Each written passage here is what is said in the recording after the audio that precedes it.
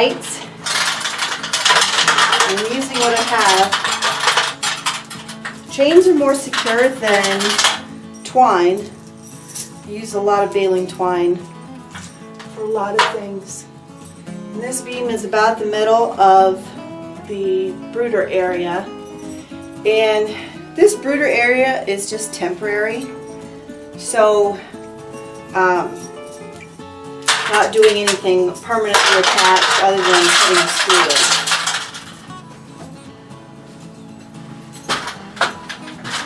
So I got up here and discovered I'd forgotten my drill.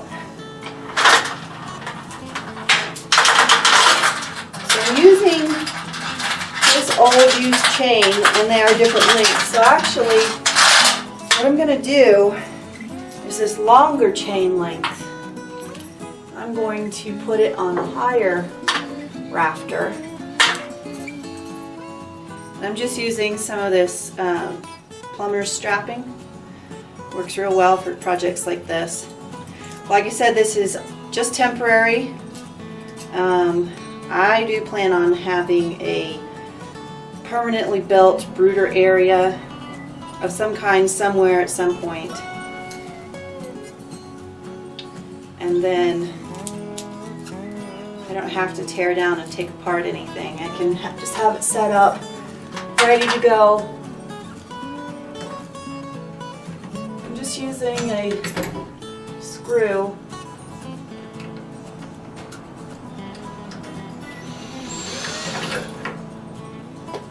to hang this from the rafter.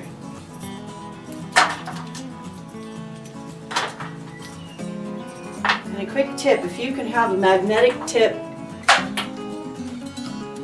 screwdriver, that'll save your sanity getting up and down the ladder. Alright, just to hang the chain securely, better than just hanging it on a screw. A long chain, it will be way too long, so I'll end up folding it back up.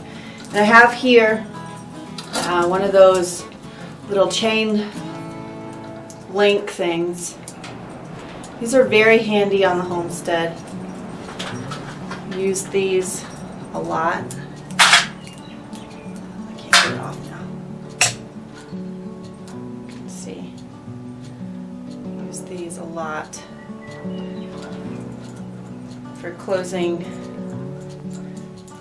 gates permanently, or attaching a chain to a gate or a fence post permanently. They're more secure than a latch of any kind because it actually is a closed loop. And you can tighten it with a wrench, but in this case it's not necessary.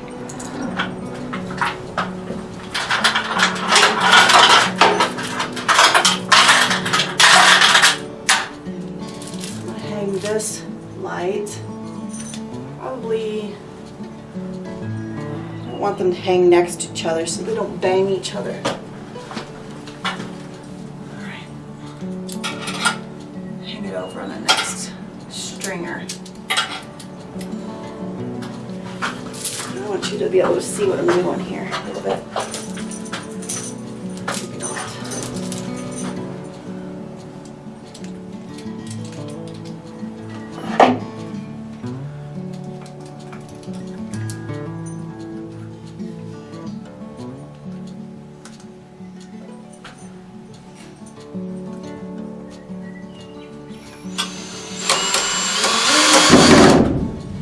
That's all it takes.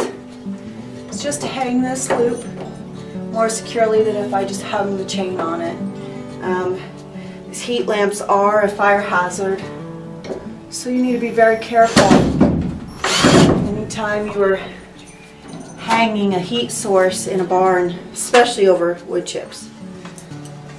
And from what I remember and what I understand, you want your heat lamps about 18 inches above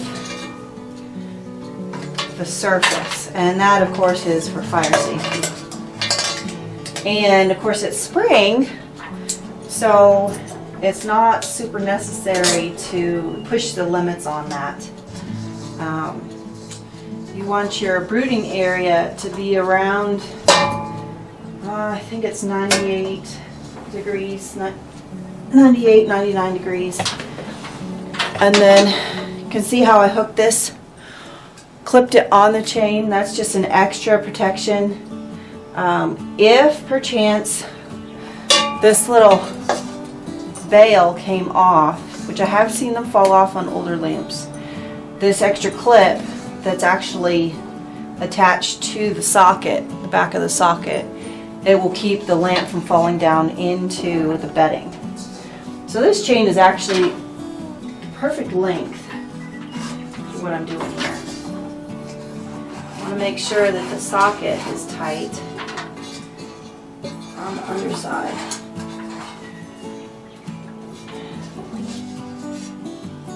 And another thing, you want to make sure that your cord is up. You want this attached to your chain. This is usually how accidents happen, is with cord being caught on something. Someone or something trips on it. These are the brooder lamps we actually use to keep our piglets warm. So I will want to keep an eye on the light bulbs, make sure they are still running at all times. So I'm actually going to use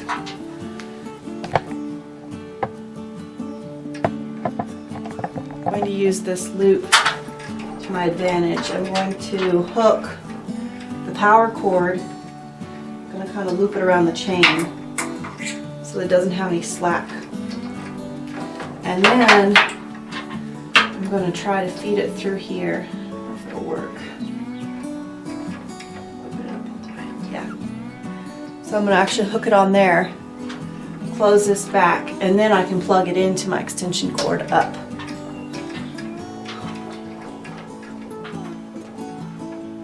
I want this the same height, and as you can see, this chain is quite a bit longer, so I will actually have to hook it up. But the longer chain allowed me to hook it up on a higher point on the ceiling. Now, even though it would be super tempting to attach this extra chain to this other lamp, it would keep them from separating too much and slow down the swing. My concern is that the chicks might fly up here between the lights. Eventually, once they start getting their little baby flight feathers, and they might actually cause these lamps to bang into each other or something. So I will get a zip tie or a twist tie and just hook this back to itself so that it's restrained and safe. And now I need to run the extension cord that I have from an outlet right on the wall. It will be hanging from the ceiling so that there won't be any loop for any of the chicks to get caught on or pull down the cord. Because we sure don't want to burn our barn down with our chicks in it. We don't want to burn the barn down anyway, but we sure don't want to do it with chicks in the barn. So I will get that set up. And then I can test out these bulbs to make sure that I haven't blown the bulbs playing with this and messing with it. I'm down to the last of the projects, getting the brooder ready. All I have left is to use these old feed sacks to block the air draft from around the chicks. We don't want them to get chilled. I don't have the brooder lights on yet because I sure don't want to start a fire with this massive pile of plastic feed sacks right underneath the heat lamps. So what I'm going to do is I'm actually going to cut these bags open, lay them out flat, and staple them up on the wood strips and secure them so that the chicks can't get behind them where they would be where they would be in harm's way. And then I'm going to spread several inches of pine wood shavings down on the floor. That will be their litter bedding, and that will help keep them dry and clean. And actually, we ordered the chicks today, so they will be arriving very soon. hopefully within 2 days. It's Monday now, so hopefully they'll be here by Wednesday. It's a little bit cool weather, but I ordered quite a few chicks. They should be able to stay warm together, and then of course as soon as the post office calls, we'll go and pick up the chicks and get them in here, give them a drink of water, show them where the food is, and get them under the heat lamps. So I'm going to get going on this, and then I'll get the pine shavings down.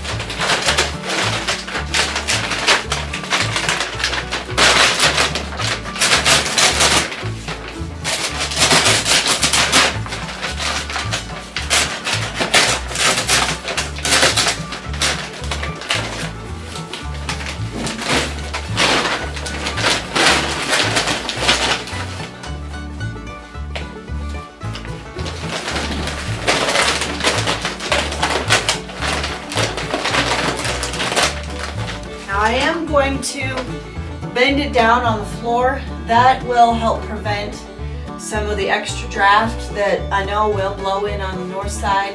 We have a small gap on that side of the wall, and that's just where the sidewall boards sit on the ground. So I want to make sure that the shavings set down on this tarping, and that will prevent very much draft from being able to come up actually through the shavings.